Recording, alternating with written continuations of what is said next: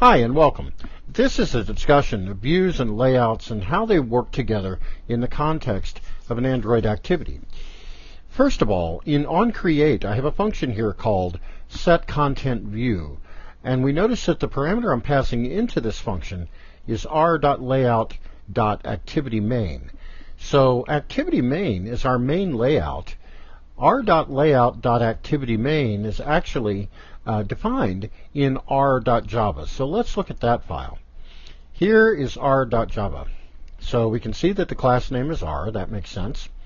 And if I look at layout, the inner class layout, then I have activity main. I also have one called relative layout because I've defined two layouts for this activity. Well, here is activity main, and it's a linear layout, as we can tell. It's in a vertical orientation. I have a radio button and then a button called on-off here. Well, I really don't like that, but maybe I want to use it in some other application. Maybe not. I don't know. But what I'd really rather see is this relative layout where my button is centered and then the radio button is sitting on top of it. And if I look at that format, I can see that that really is very much nicer, and it will look better, especially when the radio is checked. So everything will be centered horizontally. So those are defined in r.java, and we can also see our string definitions here. I have a button text defined, I have a radio text defined, and all of these are integers, very big integers.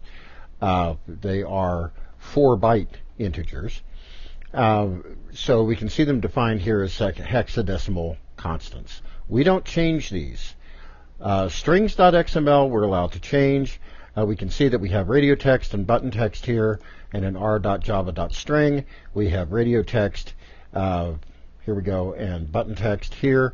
But these integers are used to find the view by ID. And in the ID field refers to those integer values. So when we use find by view by ID, what we're really doing is peeking into this r.java file, r.id.radiobutton1.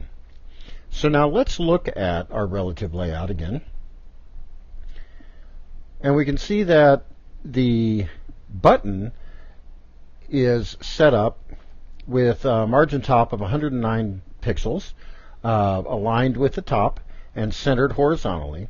And we can see that our radio button is also aligned with the top and centered horizontally and with a margin top of 51 dp. So both of these controls are aligned with the relative layout, not with each other in any way. All right, so in mainActivity.java, our button click method requires a view. We're calling it v. And then we also need to get our radio button. So how do we do that? Well, we have type radio button. We're calling it radio. We need to cast to a radio button the result of find view by ID, r.id.radiobutton1. Then we're going to check to see if that radio button is checked. If it is, we're going to set it checked to false. We're going to set the checked attribute to false. Otherwise, we set the checked attribute to true. So very simple.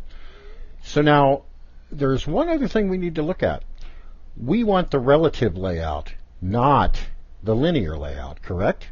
Well, the relative layout is called relativelayout.xml. If we run this right now, we're going to get the linear layout. So let's look at that. And then we'll figure out why. So here's our emulator. We're running it now, or shortly.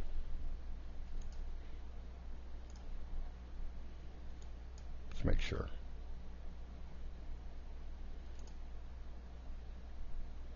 I'm in the XML file. That's one thing you need to watch out for. You need to be in the main activity. We need to be in the Java class to actually run the app. So here we go. Now we'll run. It's installing the changes, the changed layout.apk file. Starts the intent. And now we see that we have the linear layout. This is not what I want. So let's fix that. Well, how do we fix that? Well, in mainActivity.java, it says we're loading that r.layout.activityMain rather than the layout that we really want, which is r.layout.relativeLayout. So let's fix that.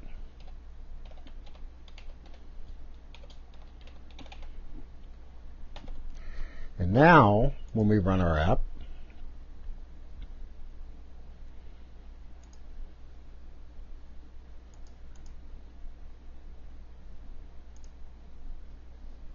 there we go, we get our relative layout. And of course, it works.